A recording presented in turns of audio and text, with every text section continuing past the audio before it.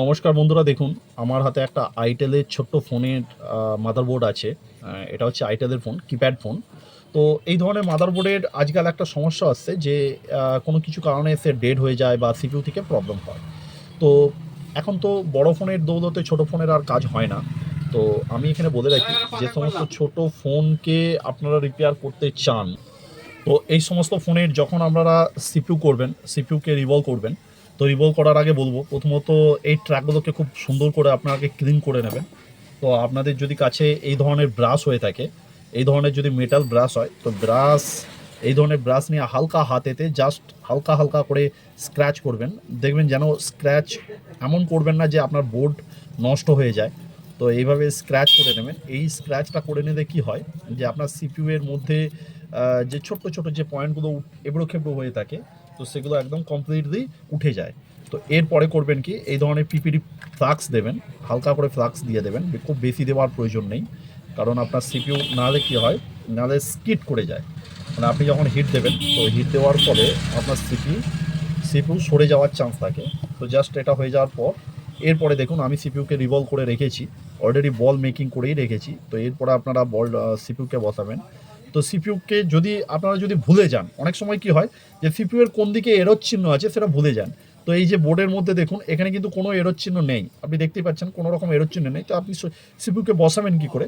তো বসানোর জন্য দেখুন, এখানে দেখুন এই যে ডটগুলো আছে, এই যে এখানে যে মিডলের ডট আছে, আপনাকে আমি আরেকটু জুম করে দিচ্ছি জাস্ট সুবিধের জন্য। এই যে এরর যে ডটটা আছে, জাস্ট একটু হিট মেরে দেখিয়ে দিই। এই যে দেখতেই পাচ্ছেন যে এই যে ডটগুলো আছে, দেখতেই পাচ্ছেন যে ডটগুলো একদিকটা বেড়ে আছে।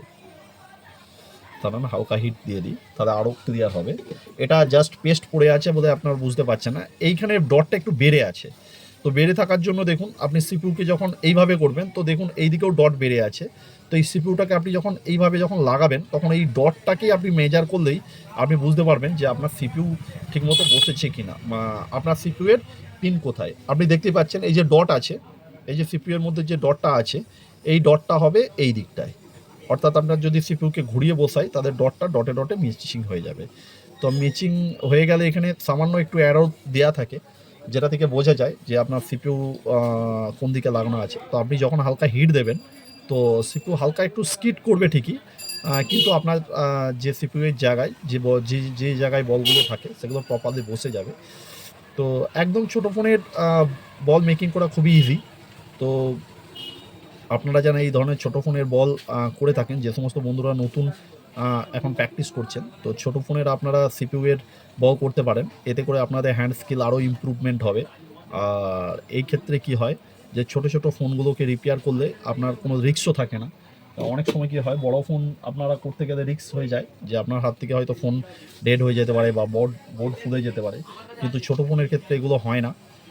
জাস্ট ফোনটাকে হালকা আপনি স্কিড করে নেবেন, সিপিইউকে হালকা নাড়িয়ে নেবেন। এই যে আমরা একটু নাড়িয়ে নেবো, তাতেই বুঝতে পারবো যে আমাদের সিপিইউ প্রপারলি বসে গেছে। বা আপনি যদি খুব ভালো করে নজর রাখেন, যে আপনার সিপিইউ বসে যাওয়ার পর হালকা একটুখানি নড়ে যাবে, তাতে করে আপনি বুঝতে পারবেন যে আপনার সিপিইউ প্রপারলি বসে গেছে। তো দেখুন, সিপিইউ বসানোর একটা খুব সুন্দর কৌশল আপনাদের কাছে আজকে শেয়ার করলাম। আশা করি আপনাদের এইটা ভিডিওটা ভালো লাগবে। যদি ভালো লেগে থাকে তাহলে আপনারা কমেন্ট, শেয়ার করবেন।